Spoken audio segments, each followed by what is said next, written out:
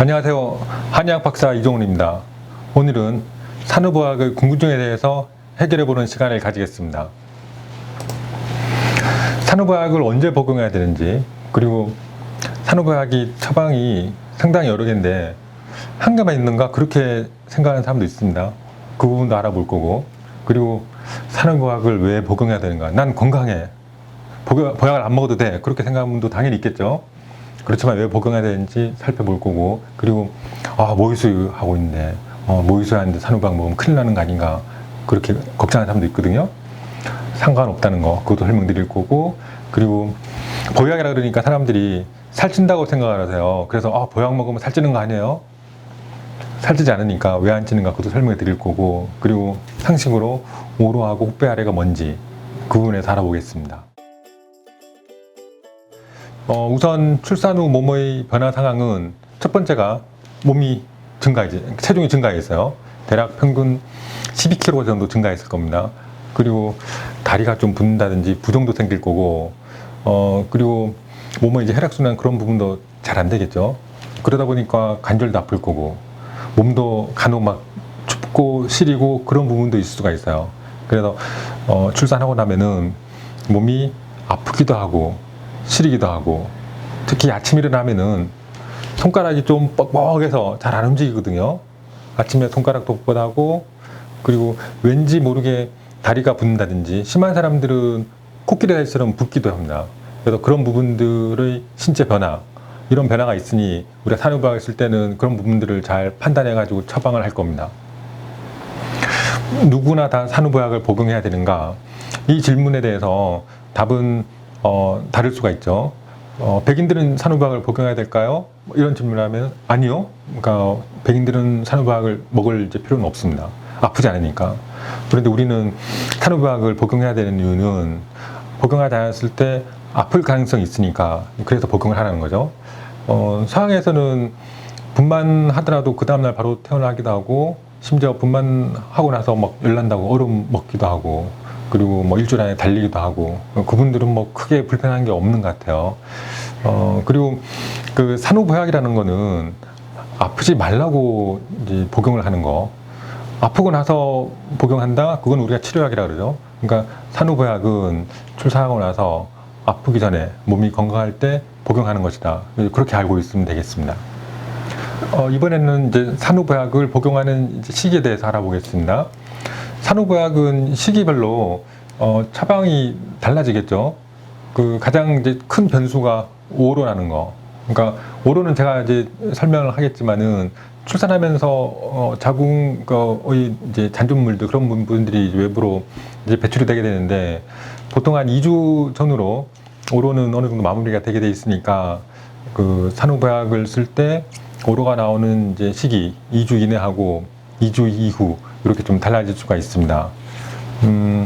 그래서 출산 직후에는 자궁이 수축이 잘 돼야 되고, 오로를 좀 마무리할 수 있도록 그런 목적으로 처방을 하게 될 거고, 출산 이후 2주가 지났다, 그때부터는 이제 본격적으로 이제 원기도 보강을 해야 되고, 면역도 건강해야 되고, 내분비 기능, 여러 다양한 대사 능력들이 건강해질 수 있도록 그렇게 처방을 하면 되겠습니다. 오로라고 이제 많이 들어봤을 텐데, 오로라는 건 뭐냐? 오로는 탈락막이다. 탈락막? 뭐가 탈락하는 건가? 그렇게 생각할 수 있죠. 임신을 하게 되면은 자궁 내에서 태반 주위를 감싸는 그런 자궁 내막들이 생기게 되겠죠. 이제 그런 부분들이 출산을 하게 되면은, 분만하게 되면은 태반이 탈락을 하게 되고, 그 주변에 생겼던, 임신 기간 중에 생겼던 자궁 내막들, 이 부분들이 탈락을 하게 돼 있어요. 그리고 새로운 또 자궁 내막에서 새살이 돋아오니까 점점점 밀리면서 오로가 이렇게 이제 배출이 되고, 대개 한 4주에서 6주 사이가 되면은 오로는 마무리됩니다. 산후보약은 동일한 처방인가요? 그러니까 이런 질문도 상당히 많이 받습니다. 그러니까 산후보약이라 그러니까 보약 하나밖에 없구나, 이제 그렇게 생각을 하시죠. 산후보약은 하나가 아니고 굉장히 다양하게 있다, 그렇게 정리를 하면 되겠습니다. 왜냐? 우리가 산후보약을 쓰는 목적은 같아요. 몸이 빨리 회복하겠다, 원상 복귀하겠다, 그런 목적은 같지만은 상황이 다르기 때문에 사람마다 여기 아픈 사람도 있고, 추운 사람도 있고, 혹은 뭐 지혈이 안 되는 사람도 있고 다양한 증상들이 생길 수 있기 때문에 하나의 처방 가지고 그 많은 다양한 증상들을 잡는 것은 거의 불가능합니다. 그래서 사람마다 어떤 체질적인 차이도 있고 증상적인 다양성이기 때문에 산후보약은 굉장히 다양한 처방이다. 하나의 처방이 아닙니다. 자, 그러면은 산후보약을 왜 복용해야 되나, 이 부분을 좀 설명을 해야겠습니다. 제가 생각을 예전, 요즘 이렇게 나눠볼 건데, 요즘 생각은 병이 생기면 아프면 그때 치료하자. 예전 생각은 몸이 재산인데 아프면 큰일 나. 아프기 전에 미리 봄, 가을로 보약을 먹어서 내가 병을 예방할 거야.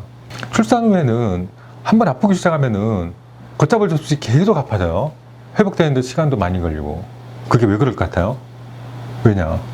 출산하면 육아를 해야 돼요. 육아를 하면 쉬지를 못해요. 한번 아프기 시작하면은 육아로 인한 불편함 때문에 몸이 계속 아프죠? 그러면 즐겁게 육아를 할 수가 없습니다. 그래서 출산하고 나서 몸이 좀 푹 쉬고 잠도 잘 자고 뭐 이렇게 하면은 사실 별 문제는 없는데, 요즘 독박 육아를 한다. 아기를 봐야 되는데 누가 도와줄 사람도 없다.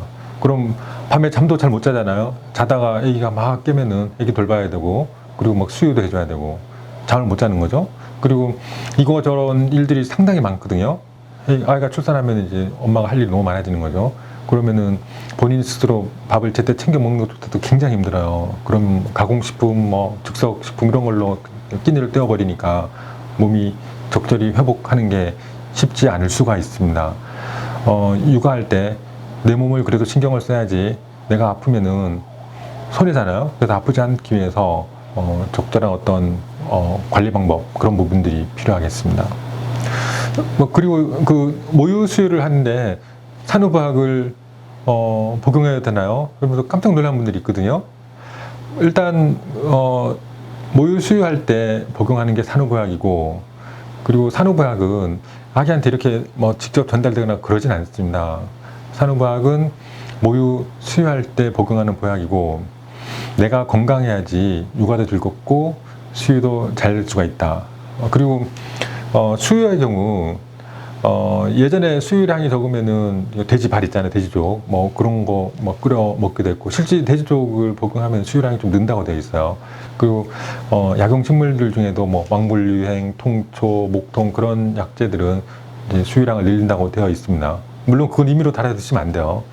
그리고 수유를 하는데 난 수유 유선 발달이 정말 안 돼, 그런 분들이 있어요. 예를 들어서 치밀 유방 같은 경우는 수유가 잘 안 돼요. 그러니까 그런 경우는 그냥 되는 데까지만 수유하시고, 요즘 그냥 분유 이렇게 해도 되니까 너무 집착하실 필요는 없을 것 같습니다. 산후보약을 먹으면은 보약이니까 살찌겠죠? 이렇게 생각하는 분들이 있어요. 산후보약은 살찌는 보약이 아니고 살 빠지는 보약이다. 그러니까 예를 들어서 우리가 살찌는 거는 사실 내가 어떤 음식을 먹는가, 그 음식이 결정하는 부분이 있어요. 빵을 먹었다. 빵을 이만큼 먹었거든요. 그럼 이만큼이 전부 다 살로 될 수 있어요. 그런데 고기를 이만큼 먹었다. 그럼 고기는 요만큼? 그 정도만 체중이 반영될 수 있습니다. 왜냐? 단백질은 아무리 많이 먹어도 하루에 50g 이상을 흡수를 하지 않아요. 나머지 다 버리겠죠? 근데 탄수화물은, 우리 몸은 탄수화물에 대한 욕심이 굉장히 많아요. 많이 먹으면 전부 다 저장하려고 그러죠. 그래서 밥을 먹든 식사를 하든 탄수화물을 많이 먹었다. 그러면은 체중이 조금 살이 찔 가능성이 높은 거고, 고기를 먹었다. 그러면은 체중이 증가할 가능성은 그렇게 높지는 않습니다. 그래서 한약 자체는 탄수화물이 아니기 때문에 한약을 먹는다고 살이 찐다? 그건 아무 관련이 없어요. 오히려 산후보약은 이제 붓기도 해결해 주기 때문에 붓기가 빠지면서 체중도 빠질 겁니다. 산후보약은 체중이 빠지는 보약이다. 이렇게 알고 있으면 되겠습니다. 이번에는 훅배알에 대해서 알아볼 건데, 훅배알에는 자궁이 수축하면서 생긴 통증입니다. 자궁이 이제 이만큼 거의 한 20배 이상 커지거든요. 커졌다가 이제 분만하고 나서 하루 이틀 수축하는데, 한번 수축했다가 얘들이 약간 느슨해져. 이완돼 있다가 다시 한 번씩 탁탁 수축하거든요. 이럴 때 통증이 굉장히 심해요. 심지어 어떤 분들은 진통하는 거 이상 심하다, 그렇게 얘기하죠. 그래서 훅배알이가 생기면은 그거는 그냥 참을 수는 없어요. 그래서 타이레놀 같은 경우도 이제 고용량 타이레놀, 좀 강한 진통제, 그거를 4시간 간격으로 먹습니다. 그렇게 하루 이틀이면 넘어가는 거니까 참지 마시고 진통제 꼭 드세요. 그리고 훗배앓이는 첫째 때는 안 생기는데 둘째 때 생기는 사람도 있고 셋째, 넷째 분만이 반복될수록 더 심하게 아프다. 그리고 3, 4일 정도면 그건 마무리되는 거니까 크게 신경 쓰지 않아도 됩니다. 그래서 분만하고 나서 갑자기 배가 아프거든요. 있을 수 있다는 거. 이거 너무 놀라면 안 돼요. 훗배앓이는 분만을 여러 번 한 사람일수록 아플 수가 있다는 것 알고 있으면 되겠습니다. 오늘 내용을 이제 마무리해 보면은 산후부학은 가장 중요한 게 타이밍. 아프고 나서 복용하면 복용 기간이 더 길어진다. 아프지 않고 건강할 때 복용한다. 그럼 언제 복용하느냐? 산욕기는 대부분 6주 이내니까 내가 출산하고 나서 산욕기 이전에 산후부학을 복용해서 건강할 때 나의 건강을 더욱 지키는 것이 중요하겠습니다. 임신과 출산 과정을 겪으면서 많은 고생을 하신 분도 많습니다. 모두들 아프지 않고 건강하게 회복하길 기원하겠습니다. 감사합니다.